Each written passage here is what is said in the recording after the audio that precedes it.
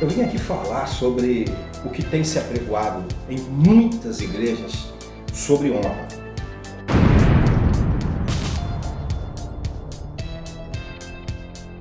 As pessoas estão confundindo honra, especialmente os pastores, estão confundindo honra com vantagens pessoais. Você que está me ouvindo, você sabe disso e às vezes você está pensando assim, não, eu não posso falar do ungido.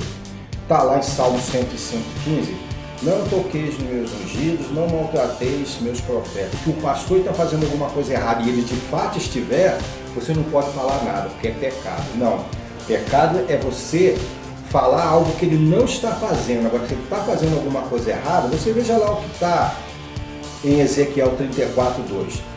Fala a respeito de pastores que apacentam a si mesmo. Então Ezequiel estava pecando quando ele falava dos pastores que apacentam a si mesmo. O camarada ele só está coberto pela palavra de Deus com relação a não tocar nele se ele estiver fazendo a coisa certa. Agora, se ele estiver fazendo coisa errada, ele tem que levar pau na muleira sim. Pau na muleira sim, até quebrar o pau. Por quê? Aí talvez você seja pastor e fale assim, não, esse cara aí está falando coisa que não pode, porque eu faço tudo certinho. Você faz tudo certinho? Tudo mesmo? Tá, tira teu salário, arruma um trabalho. Arruma um trabalho para você trabalhar. O meu chamado, teu chamado, às vezes você quer ganhar muito mais do que a igreja toda ganha. É ou não é? Você sabe disso, eu sei disso. E você pode estar falando assim, não, é pecado falar mal do pastor. Peraí, o cara não tem cabimento.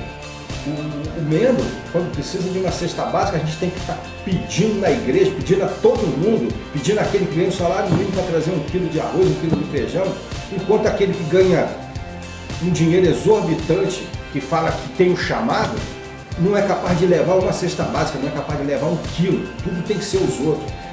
Quer que você trabalhe para eles, para a renda e para o bolso dele. Eu estou falando isso aí, é verdade, você sabe disso, eu também sei. E você pode até querer mascarar, até botar no comentário aí, não, você está falando besteira, você está falando contra Deus. Você sabe que eu não estou falando isso, que eu estou falando sério.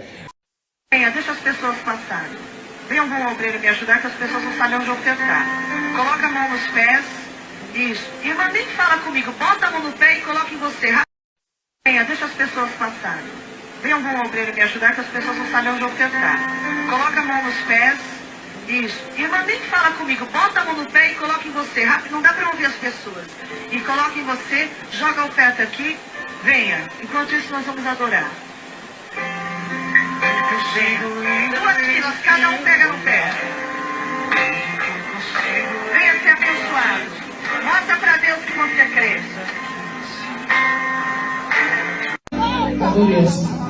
Quickly. Ushers. Quick. I feel a strong vibration there. Let's do this touch. And tap and go. Recentemente eu participei de uma reunião. Havia uma turma de pastores que quando chegam lá numa determinada reunião, havia alguns pastores e um conversando com o outro, libidinagem. Coisa que nem na porta do botequim você escuta. Coisa que nem na porta do botequim você escuta. Coisa que o ímpio, o cara que tem um mínimo de ética, não falaria isso. Agora, com maior razão, o pastor. E falando libidinagem, mas coisas pesadas um com o outro. E eu comecei a olhar aquilo, eu falei, rapaz, não é isso que eu quero pra mim, não é isso que eu me propus. E abri mão do que eu tinha me proposto, a questão de receber um título de pastor. Aí alguém falou comigo, mas o teu chamado? Eu falei, para eu fazer a obra de Deus eu não preciso de título. O título é ao homem que dá, porque Deus te dá o título quando você começa a fazer a obra dele. Mas aí eu quero dinheiro, aí é outra coisa. Você entra naquele rol daqueles que precisam de ganhar dinheiro na igreja. A igreja não é cadeia de emprego, foi o que me falaram. Mas só que não é a realidade que se vive nesse lugar. Não é a realidade que se vive nesse lugar. Então, meu irmão, minha irmã, preste bem atenção nisso. Aí agora vamos falar de honra. Mas tem que honrar o pastor mesmo. Sabe o que é honrar o pastor? É o membro convidar o pastor para almoçar na casa dele, o membro no aniversário do pastor comprar presente caro, fazer bolo, ficar paparicando o pastor, puxando o saco de pastor como se o pastor fosse Deus. O pastor não é Deus. O pastor depende de Deus igual a gente. Aí o outro fala assim, não, mas o pastor... que nada, rapaz, o pastor é igualzinho você. Ele pode mais do que você. Quando você pede alguma coisa a Deus, você pede em nome do pastor ou você pede em nome de Jesus? É verdade. Pensa que é isso que eu estou te falando.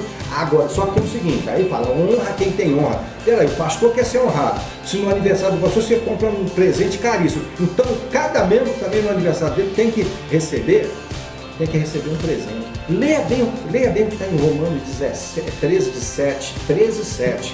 Diz assim, você deve, é uma reciprocidade. Se é tributo, você deve tributo. Se é honra, você deve honra também. Então, se alguém te honra, você tem que honrar essa pessoa também. Não é só receber honra e ficar com um bocão até a orelha rindo. É honra mesmo. Obrigado, meu irmão. Tem que honrar mesmo. Você é muito cara de pau. Eu fico imaginando. Agora, eu vou te falar por que o cara faz isso. É porque eu mesmo, você mesmo é culpado disso. Porque você e eu somos o primeiro a puxar saco dele. Quando você é membro, quando eu sou membro. Ele vai puxar o saco paparicando, dizendo que ele pode mais do que os outros. Ele não pode, ele está investido de uma autoridade, mas ele não pode mais do que ninguém. Quem pode tudo é Deus.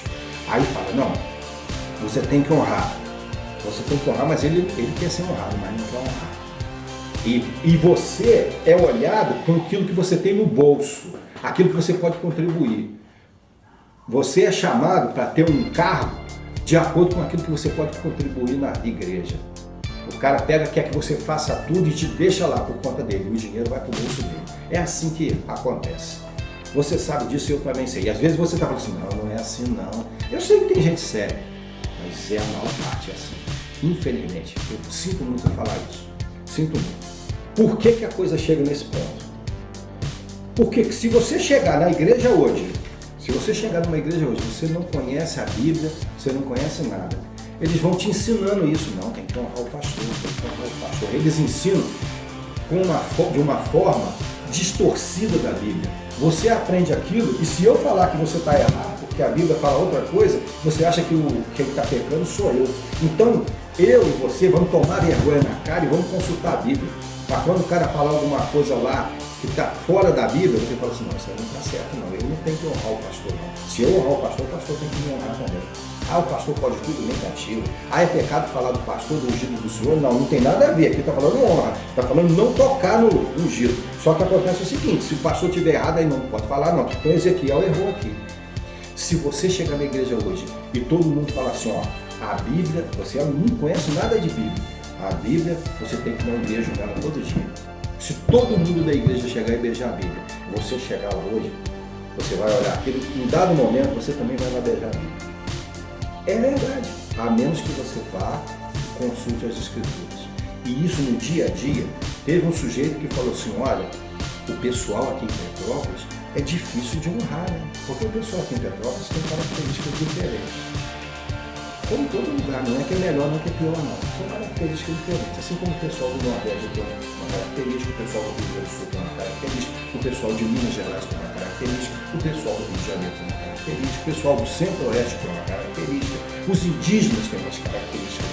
Todos são o mesmo país, mesmo somos irmãos, temos todos, cada um tem uma característica diferente, e dentro de uma família com pessoas que têm características diferentes.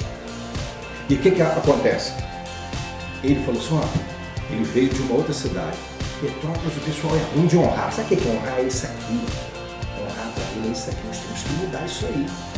Honrar é ficar paparicando, é dando presente.